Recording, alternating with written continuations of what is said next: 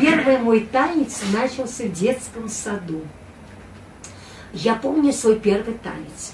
У нас была Гульчехра Апа, это воспитательница. Кстати, детский сад у нас было, где ресторан Таджикистана. Там был такой переулочек.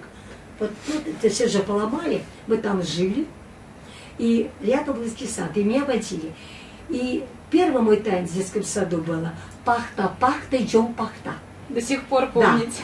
Да. Ручки сюда, ручки направо, ручки налево, снять с головы тибетейку, поставить на колено, взять иголку с ниткой и тебе чеечку это шить, и опять кисти. Это мне Гульчехра учил воспитатель.